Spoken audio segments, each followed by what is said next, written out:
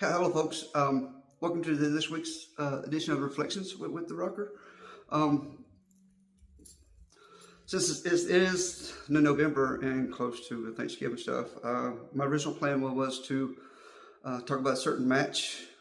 Um, but the more I was thinking about it, if you know me, I'm always processing and realize there's more to this than just a match. This is was about as about a true friendship. Talking about the boss, the original owner of Southern Pro Championship Wrestling, Sir Charles Anschutz. Um, Several years ago, he had a I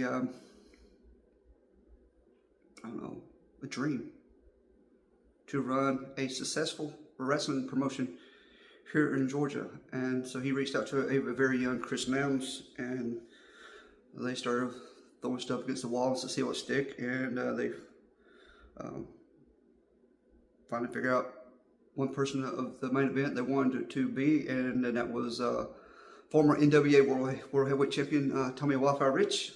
Really good choice. Then the part that always makes me laugh when I heard is Sir Charles wanted me to wrestle Tom Rich, but he didn't think I would say yes, and apparently Chris assured him that let me make a phone call, and of course, I said yes. So it was an honor to be just a part of his dream and vision, and what would become Southern Pro Championship Wrestling. Yeah, trying to stay with you on this one here. If you know me, I do get a little sentimental, and apologize if that happens, but it just means it's real. Sir Charles not only had a dream, he made his dream come true, and ran a very successful, and it's still running this day, and it's still running really, really strong. He would be very proud of stuff. Yeah.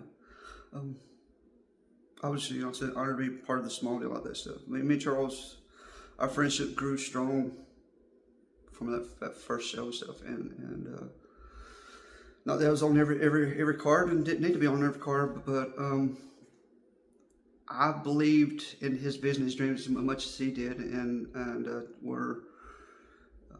But funny thing is Charles believed more in me than I did. Yeah, and we just you're like, well,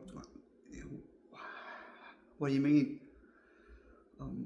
A lot of milestone in my career, Charles had a hand to do stuff, and most of the time we agreed on a lot of things, but we did butt heads a couple times, but just cause I'm hard headed, and anyway, and then I'll get to that, and then I'll also get to the match that started this whole process. So I don't know how long it's going to run, and I hope you stick with me, and I hope it makes sense, and just realize that the timeline's not all going to be there. I do jump around, so I apologize for that, but yeah.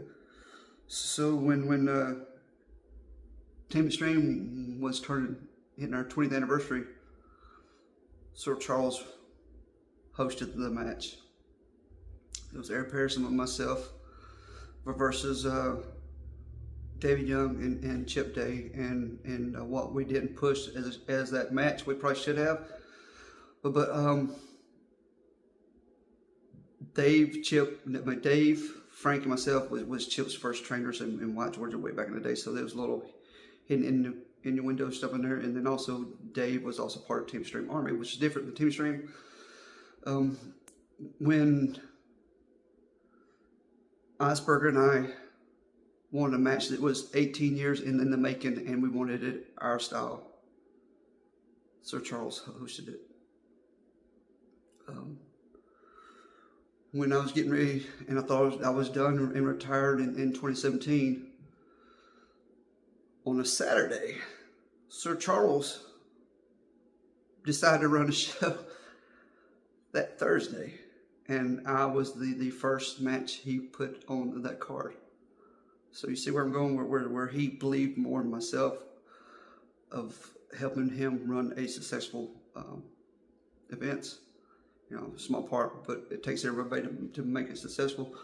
One of the times we butted heads is him and Chris decided that they wanted to do a Terry Lawler appreciation show. And if you know me, I'd rather be kind of off the grid, not the Wizard of Oz, but we went back and forth and butted heads, and I finally gave in only because they decided they wanted to donate the proceeds to a charity of my choice, of course. One dear to my heart is the breast cancer. So we raised $2,200 for the cause, but even more than that, we packed out the place. And like I said earlier, Charles believed in me more than I did. We went head to head with the Georgia home game versus Clemson. Georgia won, and we won too. So that was a you know, a risky move as a promoter stuff, but it was successful stuff.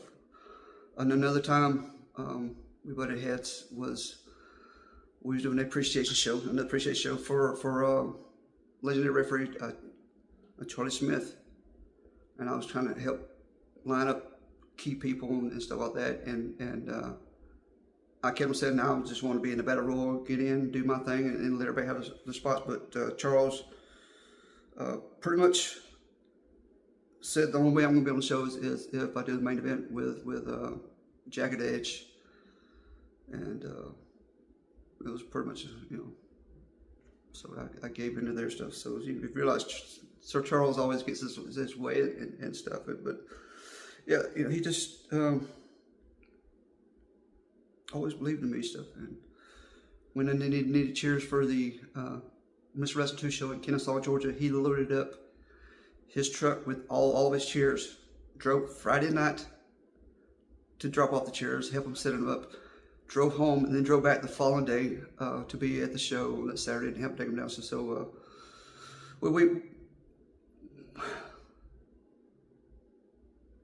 yeah, he was a really good man to always have in your corner.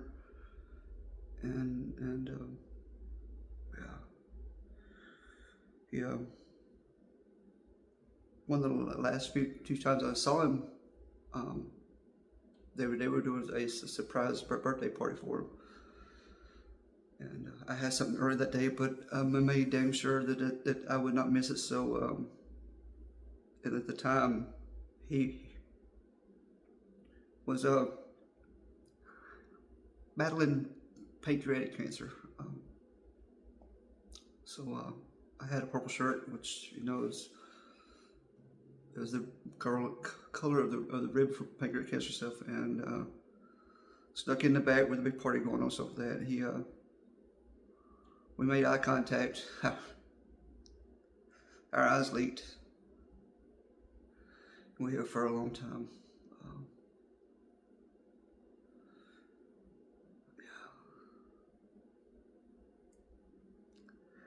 There's a picture I'll post with the story. I was sit down when we talked forever, and it felt like forever and a day stuff, and hug for many times over, and that was the last time I saw Sir Charles. He had another dream, and then that was he wanted to have what ended up being called the original recipe for Southern Fried Championship Wrestling, and that was pretty much trying to get as many originals back on the card. We packed out the place, and in our own special way, we paid tribute to the man who took in a bunch of us misfits, and he gave us a place to grow, learn, and help. Yeah, he was one of a kind. He was always in my corner, and I tried to be in his corner stuff. And so we made we had a working agreement where if the the show did good, I will even pay me. If the show didn't, well, we would just revisit another time. But Charles always told me that I would always have a spot for life with Southern Fried Championship Wrestling stuff. I just, he was a good man stuff. He, because of Sir Charles, I got my first two Wrestling Hall of Fame inductions. One was at what I prefer to call the Bresco show, but the Terry Lawler Appreciation Show. And the second one was the AIWF 25th anniversary show, and he voted for me. And like I said earlier, if you know Charles, he gets his way. And I got my second induction stuff. Now, tie back in where this story was originally started from. I want to say it was 2015. I could be wrong with the year stuff, but I'll have to look at the stuff of that. But just know that it was Thanksgiving weekend, and he was worried about not drawing. So I told him, I said, well, at the time I was a bad guy. And I convinced him that we would have a wrestling match. His only ever wrestling match he ever had. And the stipulation was I would be blindfolded and one hand tied behind my back. And whoever lost would be the turkey of the year for Southern Fried. And yeah. To hear the crowd roar and pop for him when his music hit and he came out and did his little dance, and he had his bib overalls on and stuff, and bouncing around, and God. That match is out there somewhere. It's on YouTube. Long story short is things didn't go the way I wanted it, or did it. He gave me a huge spear, and if you know Charles, he was a football player. He hit me with a spear, and of course that led to the 1, 2, 3, and then that led to me becoming the turkey of the year stuff. But our match wasn't main event, and it shouldn't have been, because there was a big. But our match did its job, and then it helped put people's butts in those seats.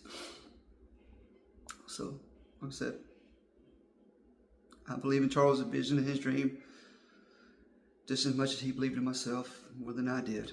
I hope this story made sense. I love him, and I miss him every day. So until next time, here's Pooh Spots. Like to say, peace, love. See you.